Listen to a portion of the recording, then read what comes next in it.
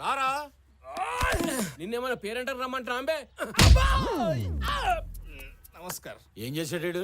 Chatting లో cheating sir. Chatting లో cheating? అవును సార్. ఈ బేవకూఫ్ గాడు వీడే ఎన్టీఆర్ అని చెప్పి మహేష్ బాబు మహేష్ బాబు అని చెప్పి ఓ ఫారెన్ పిల్లని పటాయించింది సార్. అంతేగాక వీళ్ళ తల్లి క్యాన్సర్ అని వీళ్ళ తమ్మునికి ఎయిడ్స్ అని చెప్పి swine flu sir. Swine flu అని చెప్పి సినిమా కష్టాలను చూపెట్టి లక్షలు గుంజింది సార్. తీరా అమ్మాయి ఆడికెళ్ళి ఇండియాకి వచ్చి వీని అందాన్ని చూస్తే ఏముంది sir, full shock sir. Cheating case పెట్టింది sir. That is not cheating actually. మీరా ఒళ్ళు బలిసి కొట్టుకుంటున్నావా? నా జూరిస్డిక్షన్ లో ఏ ఆడపిల్లకైనా అన్యాయం జరిగితే నేను ఊరుకోనన్న సంగతి నీకు తెలియదా? ఇది అన్యాయం సార్. అది మీ జూరిక్షన్ కాదు కదా, ఈ దేశం కూడా కాదు, అమెరికా. నా స్టేషన్ కి వచ్చి కంప్లైంట్ పెట్టాక ఏ ఆడపిల్ల అయినా సరే, అది అమెరికా అయినా అంబరపేట అయినా ఒకటే, ఈ బాడియాగాడిని తీసుకెళ్లి జీవితంలో చాటింగ్ చేయకుండా తోవండ్రా.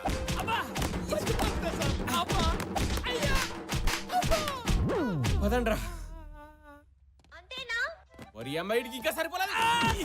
Cell phone sir, ring tone sir, బొమ్మరి sir, Dil Raj sir, Bhaskar sir, Prakash Raj sir.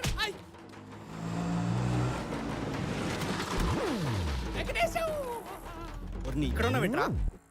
యమ కొట్టుడు కొట్టారా? ఎస్ఐ గారు ఏంటి సార్ మా వాడిని ఎలా తీసుకొచ్చారు? ఏమైంది సార్ అసలు? ఈడొక పెద్ద ఇంటర్నేషనల్ క్రిమినల్. ఆ ప్రూఫ్ ముందే క్రిమినల్ ఏదో తెలియక చేశాడు, వదిలేండి సార్. ఇంత చేసిన ఇంకా లవ్ ఏందో. ఏమైందిరా? వీడిని వదిలేమంటుంది. ఏ వీడిని అది చాలా డీప్ గా లవ్ చేసిందట. వీని అందం చూసి కాదు, గదేంది ఆత్మను చూసి. ఆత్మగా సార్, మనసు. మనసును చూసి ప్రేమించిందంట. కోపం మొత్తం పోయిందట. కేసు విత్డ్రా చేసుకుంది. ఎస్ఐ గారు నన్ను నమ్మండి సార్, మళ్ళీ ఇలా జరగకుండా చూసుకుంటాను. నిన్నటి వరకు లవ్ అన్నావు, ఇప్పుడేమైంది? ఇదిగో నువ్వు అనవసరంగా ఇన్వాల్వ్ అవ్వకు. నేను అమెరికా పిల్లని పెళ్లి చేసుకోను. ఏ రాగం? ఏ రోగం పెట్టి నేను మహేష్ ఫోటో పెట్టినట్టే అది ఈ అమ్మాయి ఫోటో పెట్టిందిరా. Jennifer Lopez. నువ్వు గుర్తుపెట్టావా? నేను గుర్తుపట్టలేదురా. వచ్చిన ఫోటో ఇది కాదు, అదిగో. Darling, please marry me. Darling, please marry me. మన ఇద్దరి గురించి చెప్పు.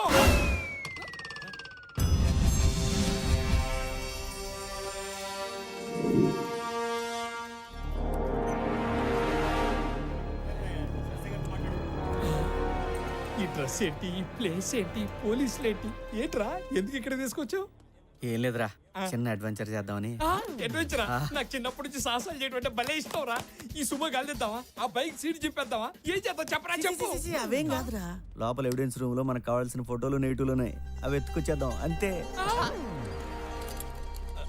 ఏం కావాలి సార్? డీసీపీ గారిని కలవాలి సార్. ఈ రోజు కలవటం కుదరదు. ఈ రోజు అలాగని కలవాలి సార్. చెప్తుంటే అర్థం కావట్లేదయ్యా. ఎవరు మీరు? నేను విష్మేకర్ ఫౌండేషన్ వాలంటీర్ నండి. ఇతను క్యాన్సర్ పేషెంట్ సార్, తొందరలోనే పోతాడు. ఇలా సడన్గా పోయే వాళ్ళ ఆఖరి కోరిక తెచ్చడం మా ఫౌండేషన్ లక్ష్యం అండి. ఇతనికి వన్ డే ఏసీపీగా ఉండాలన్నది కోరిక సార్. మేము కమిషనర్ గారి దగ్గర పర్మిషన్ లెటర్ కూడా తెచ్చాం సార్.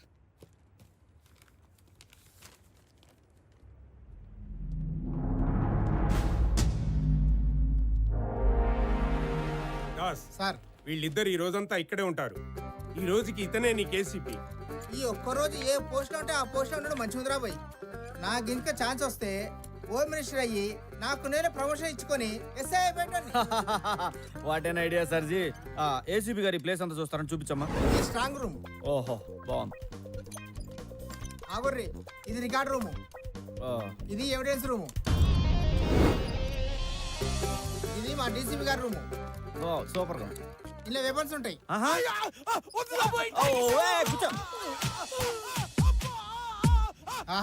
ఏసీపీ గారికి అన్నేరుక మస్తు హుషారున్నాడు.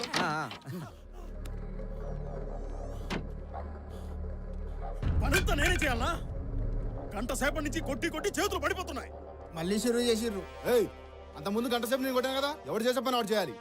నువ్వు కొట్టింది వాడిని ఐస్ మీద పడుకోబెట్టి, కింద ఉంటాడు కాబట్టి అది చాలా ఈజీ. ఇప్పుడు ఆయన పైన కట్టేసి కొడుతున్నాను. కొట్టి కొట్టి ఒళ్ళు హోనమైంది. అయినా నిన్ను కాదు, సైకిల్ దొంగని ఈ రేంజ్ లో కొట్టమని ఆర్డర్ చేసిన ఏసీపీ అనాలి. అదంతా నాకు తెలీదు. సీనియర్ ఊకే ఇట్లా కొట్లాడితే ఎట్లా? అరే మలిగా నువ్వు అద్దగంట కొట్టుపో. సైకిల్ దొంగతనం చేసినందుకే వాళ్ళు చైన్ తెప్పారు. నువ్వేమో టాస్క్ ఫోర్స్ లో దొంగతనం అంటున్నావు. ఏం కాదులే. నీకేం కాదు, నాకే కర్మ కర్మ. గాంతో లొల్లేందుకే నీకు? నువ్వు ఒక బీపీ గోలేసుకో. ఏడివేరీళ్ళు డబ్బాలు ఉన్నాయంట్రా, వీటిలో ఎక్కడ నెతకాలి?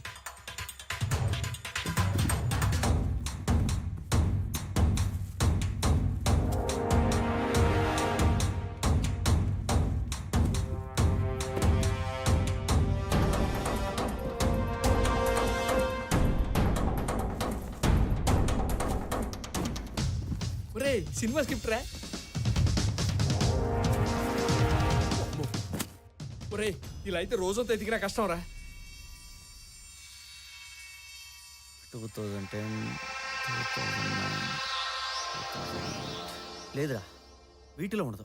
ఎందుకంటే ఈ బాక్సులన్నీ రెగ్యులర్గా ఎవిడెన్స్ కోసం కోర్టు తీసుకెళ్తాడు. ఏదైనా పాత దాంట్లో పెట్టుంటాడు. అంటే ఓల్డ్ ఇయర్ అది కరెక్ట్, ఖచ్చితంగా పాత దాంట్లో పెట్టాడు. 97 86 78 77 లాస్ట్ రా.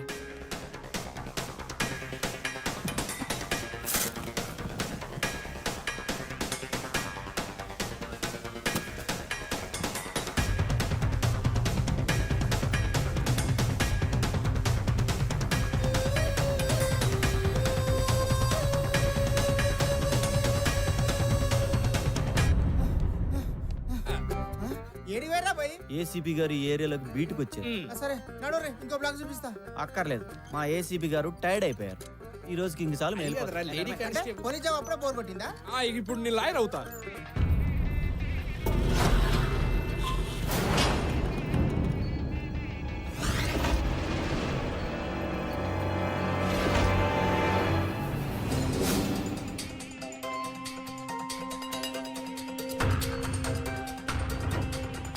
అదే లేదండి, మంచి ముహూర్తం అని సడన్ గా పెట్టుకున్నాం.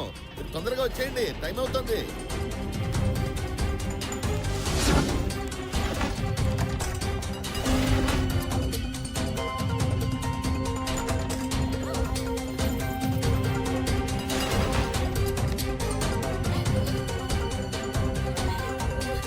అంజలి,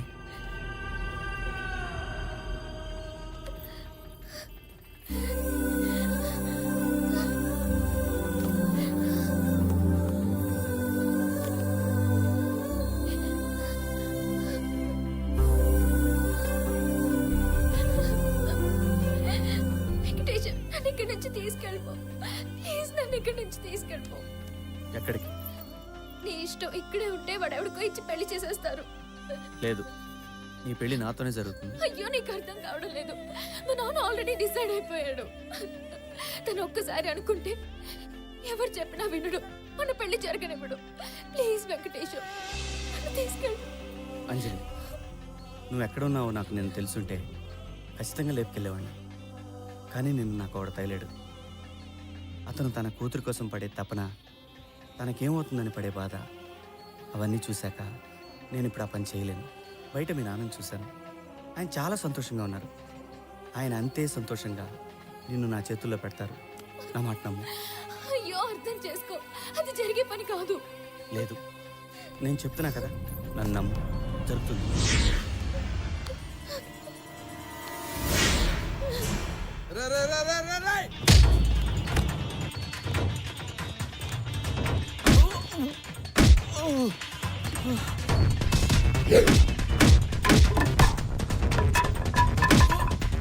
రేయ్, అన్నా, ఏం జరుగుతుందిరా అక్కడ? ఆ వెంకటేశం గారు వచ్చి కాల్ చేస్తున్నాడు అన్నా. లాక్ రండి రావండి. సార్ సార్ సార్ సార్, నా మాట నమ్మండి సార్. అంజలి అంటే నా ప్రాణం సార్. తను చాలా బాగా చూసుకుంటాను సార్. నా మాట నమ్మండి sir, please sir. Sir sir sir.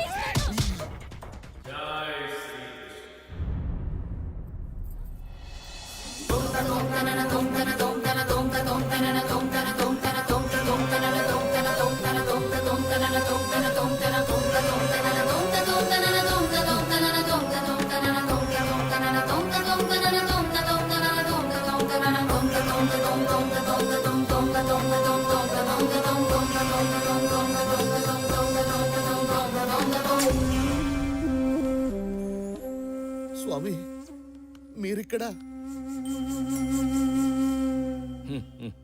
చేసిన తప్పును సరిదిద్దుకుందామని వచ్చాను. మా తప్పటడుగును సరిదిద్దే మీరు తప్పు చేయడం ఏమిటి స్వామి?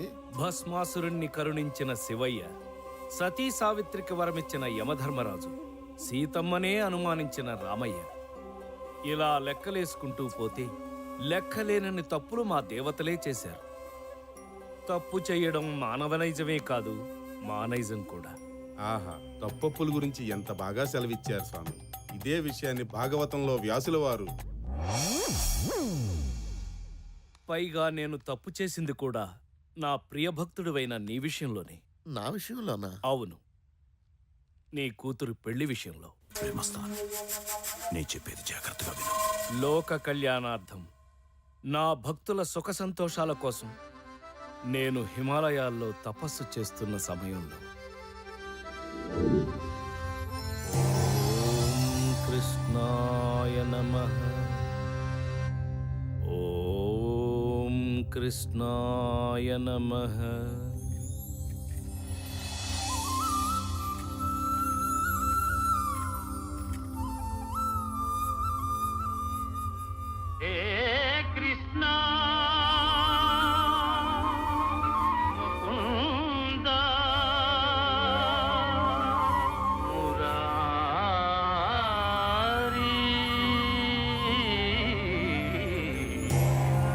కృష్ణ, ఎలా ఉన్నావు మిత్రమా?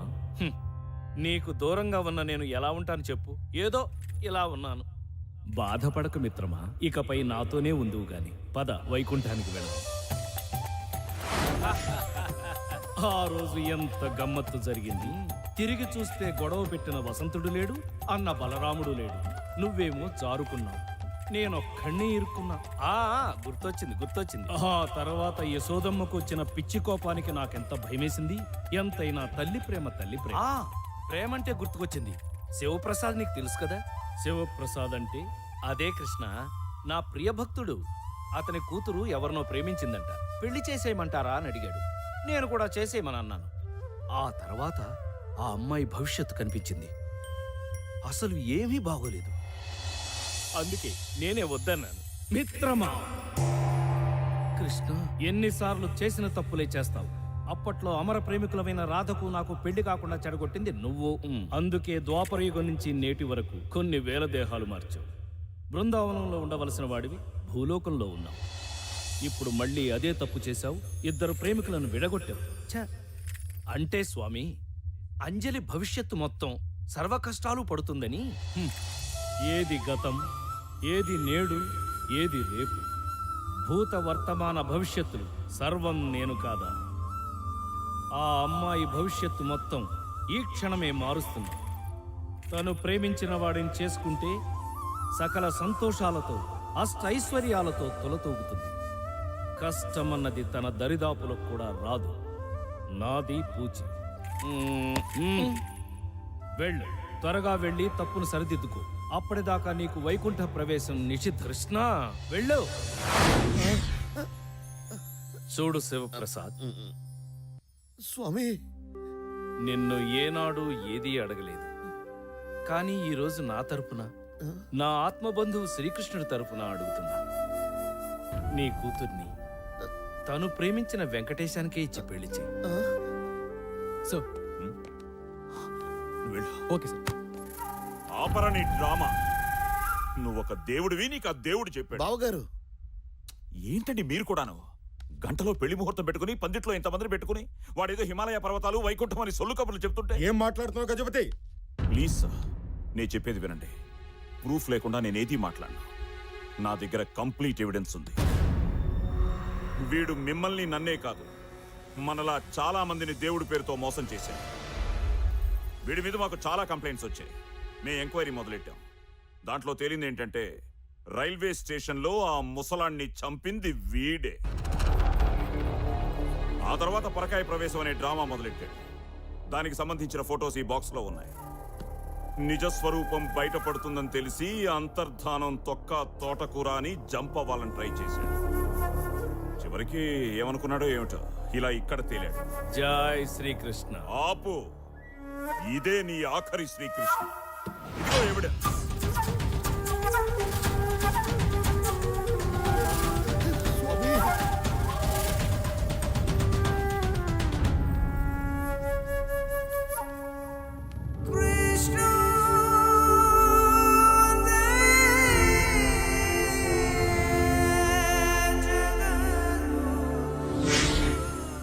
అదేంటి స్వామీజీ, తావీజ్ మహిమ. స్వామివారు మా భక్తికి పరీక్ష పెట్టారు. ఆయన అసలు దేవుడే కాదని చెప్పారు, కానీ మేము నమ్మలా. మా భక్తి స్వచ్ఛమైంది. ఆయన పెట్టిన పరీక్షలో మేము పాస్ అయ్యాం, కానీ నువ్వు ఓడిపోయావు.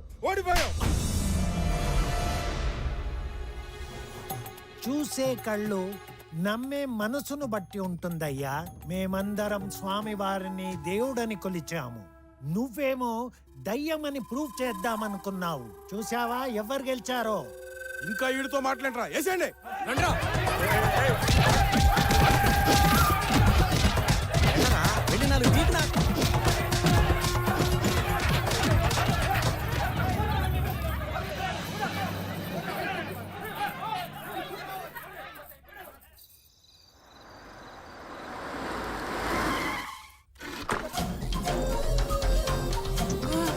స్వామి అది నేనేరా. రా.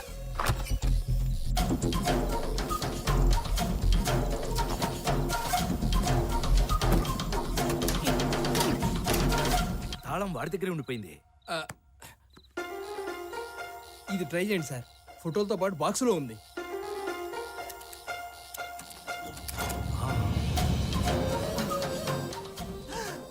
బ్యాంకులో కన్నా బాబాల దగ్గరే డబ్బు ఎక్కువ ఉంది.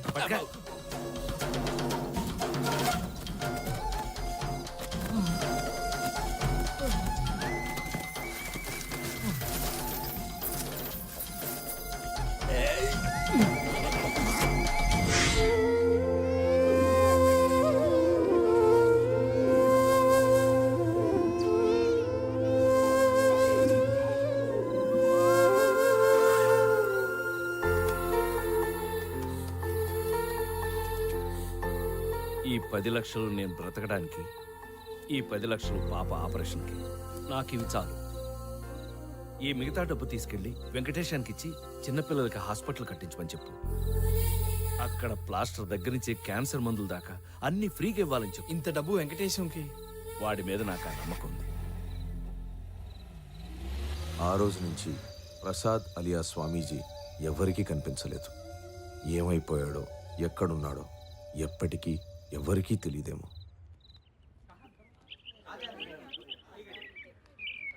एकदम फ्रेश है साहब. స్వామి, గుడి కడుతున్నాం, చందా ఇవ్వండి స్వామి. గుడా ఎవరికి? ఈ దేవునికే స్వామి. ఎవరితను? ఆయన తెలియదా స్వామి? పరకాయ స్వామి అని ఎన్నో మహిమలు ఉన్న దేవుడు. గుడి ఎక్కడ కడుతున్నారు? అది ఇక్కడ దగ్గరలోనే స్వామి.